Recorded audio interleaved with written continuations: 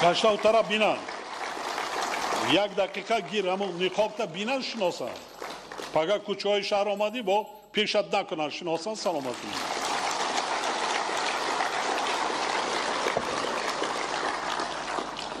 35 миллион از حسابی درآمدی شرکت 35 میلیون سومانی کی میکند؟ انا همین خیل من پایانتر با ایستاده میگذارم صدها چنین مؤسسه‌های تعلیمی از جانب صاحبکاران با ننگ ناموس کشور هر سال بنیاد گردیده ایستاده است. اصلا آفرین و صاحبکاران چنین صاحبکاران با ننگ ناموس. شنیدید امروز درباره خودش ترجمه حالش شرکتش پدرش مادرش یک آلبوم کنه دیسکینتون مونید هر یک خواننده مکتب باید داند مکتب را کی ساخت علاقه کند هر یک 3 ماه 2 ماه یک بار خبر گیرد با ملاقات کند پرسد بیند خواننده ها نورس ها جوان ها بینند که کی غمخواری کرده ایستاده است شنیدید رحمت روان انایی میشه کاری ثواب انایی میشه کاری خیر اولاد با اولاد هفته پشتی گذشتش و آیندهش ثواب میرود هر خواننده هر نورس هر جوانی که در همین مؤسسه که مکان معرفت صاحب علم سواد دانش می شود آینده حیای خود را از همین جا وای می کند این بهترین کار ثواب است دیگر نه حج نه صدقه نه خیرات نه دیگر همش همینجا هست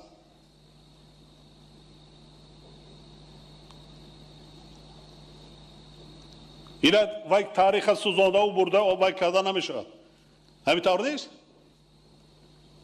مدرسه هم میسازن برای چی؟ برای همین که ثواب گیریم حالا ما هم صنفخانه در آمدم صنفهای 10 خب پرسان شدم از فنهای ریاضی کی بهای 5 دارد دستور دارید از یک صنف بزرگ 3 نفر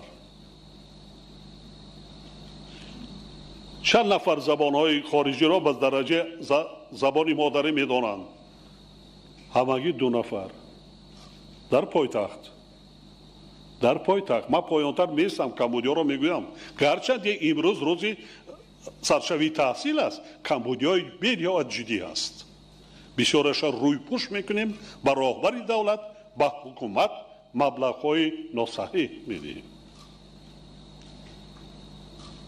من پیش از نزد شما آمدن گویم که انشاءات دیگر را افتتاح کرده ما لیسه اولینی که لیسه پرزیدنتی در پایتخت در جمهوری ما کشاده بودیم اون را ما بینای اساسیش را نو و یک قسمت دویم با خوابگاه دیگر شرایط های درجه عالی ساخته به استفاده دادیم من از راهبر مؤسسه پرسان شدم چقدر خواننده لیسه را ختم کرد بیش از 90 نفر چند نفر داخل شدند به دانشگاه و دانشکده‌های عالی مملکت و خارج کشور از این 20 نفر با دانشگاه و دانشکده‌های عالی خارج کشور باقی مانده به تمام دانشگاه و دانشکده‌های عالی مملکت 100% اصلا به چنین رهبران مؤسسه‌های تعلیمی و آموزگاران چنین مؤسسه‌های تعلیمی اصلا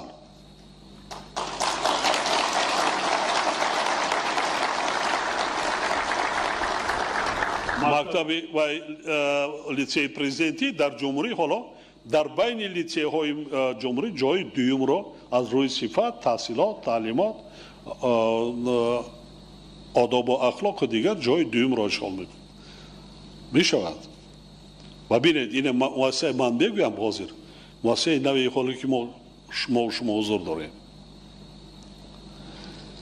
مؤسسه تحصیلات عمومی رقم 102 در شهر دوشنبه که ما امروز افتتاح کردیم از جمله اقدامات نوبتی رهبری پایتخت مملکت می باشد این مؤسسه با طرح معاصر و بسیار زیبا و صنعت بلدی معماری بنیاد گردیده در آن تمام امکانات‌های ضروری و شرایط بهترین تعلیم فراهم آورده شدند.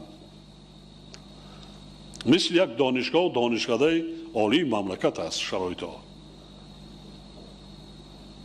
از چگونه صفت تعلیم و تربیه را در مؤسسه به درجه بلند برای نمانیم؟ یعنی ان همه صفت تعلیم و تربیه باید به شرایط مهیا کرده شده باید بلند برداشته شود. برای این چی در کار؟ آموزگاران نیز سطح بلندی کسبیت. به آموزگار صفت تعلیم و تربیت به نمیشه. کی یاد داره که در پایتخت من نایا شهرها را نمیگیرم، در پایتخت مملکت چنین مؤسسه تا سال 90 وجود داشت، با چنین شرایط وجود داشت. کنی گپ زنید در کجا؟ یک جای رفته بینیم. صحبت داشتیم، ما وای نمیکنیم، ما مصلحت کردیم. البته با از خودش وابستگی دارد، چون که یکی از شرکت‌های وطنی است که در بنیاد نیروهای برقی آبی راغون بنیاد هم شماره زیادی کارمندان دارند، هم بنیاد قسمت‌های اساسی گیدراولیکی، ما خطا نکنم، گیدرومکانیکی راغون را بنیاد کرده ایستادند. از روز اول تا امروز کارخانه‌های زیادی خودشان بنیاد کردن. آن که تجهیزات را ما از خارج می آوردیم، این 3 سالش در شهر نارک برآمدند، در حدود جمهوری تاجیکستان برآمدند. شنیدان نصیحت کردیم که در ظرف 3 سال آینده از حساب درآمدهای خودشان در پایتخت باز یک کالج زمانوی و نمونوی برای پایتخت مملکت، کالج طبی بنیاد کرده توفه می نماید. من دیروز رهبر مؤسسه تعلیمی را شنید، سپارشم دادم. روند افزایش اهالی مملکت ما را وادار می سازد که برای بنیاد مؤسسه‌های نوی تعلیمی، تعمیر و از نوسازی مؤسسه‌های تعلیمی موجوده و با تجهیزات و اشیاء ضروری تامین نمودن آنها همه تدبیرهای ضروری را عملی نماییم.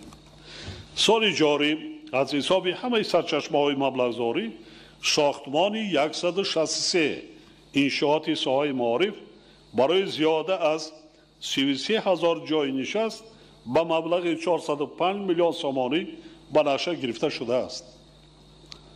از این شماره تا سرشوی سال خانشی 2020-2021 152 انشاءات برای بیش از 32,000 جای نشست به مبلغ 400 میلیون سومانی ساخته به استفاده داده می شود. امروز به استقبال جشن بزرگ ملی 30 سالگی استقلال دولتی ساختمان انشاءات ساحه معارف در همه شهر و ناحیه‌های کشور پیش از همه، تاکید میکنم پیش از همه، در دهات دوردست با سرعت ادامه دارد. یعنی ما شرایط مؤسسه‌های تعلیمی دههای دوردست مملکت را با شرایط مؤسسه‌های تعلیمی شهر و مرکزهای ناحیه برابر کرده ایستادیم. چون که در مرکز تستی ما امروز ما یگان فرقیت نماندیم. شنید، از دهات دوردستم، از شهرم، از مرکز ناحیه یک خیل با امتحانات راه داده می شود. یعنی پرسیده نمی شود که شما در دهات زندگی میکنید، شرایط تحصیل با درجه شهر برابر هست یا نه؟ شیفخانه کامپیوتری دارتون یا نه؟ آموزگاری فنهای زبانهای خارجی هست یا نیست؟ نمیپرسیم. همینطور نه؟ برای همینم این کمتر بی‌عدالتی است. ما برای همینم باید شرایط مؤسسه‌های تعلیمی دهات را به شهر مرکزهای شهر ناحیه و برابر کردن ما در کار. من یک چند تا کتاب‌های درسی را مطالعه کردم، دعوت سپارش دادم آوردم.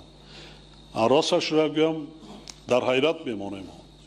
از سببش هم پیدا شد، چون که در ساحه علم و معارف مملکت در سطح بلند ما خرافات پرستی، آدمان بی سواد، آدمان گوییم که تحصیل نکرده رو میگوییم، لیکن معلوم گشت که زیاده از 300 نفر بعضا عالمان ما حتی در دانشگاه‌های عالی مملکت، در اکادمی علوم و دیگر ساحه‌ها تنها کارشان یک عمر 40-50 سال تنها تشویق و ترغیبی حزب و حرکت‌های رادیکالی، خرافات پرستی، اکستریمیسم دینی در آن همین کتاب‌ها جای کردند. بعضن این کتاب‌های درسی را جاش خودی دانشگاه‌های دینی است، نه مکتب‌های.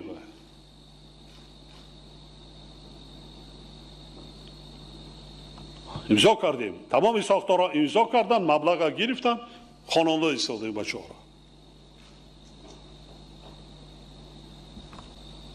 از در یک زمان سالهای جنگی شهروندی میانه تا سالهای 2000 عنوانداران عالما از بیرون بسیار رفته، حتی اکادمیک شده آمدن در یک مهلت کوتاه، از بعضن پادیزدا و از جاهای زیر زمینی، حتی سابق کماندیر گواردیای ملی من در آن ندارم، آورم نامه انا دیپلمی من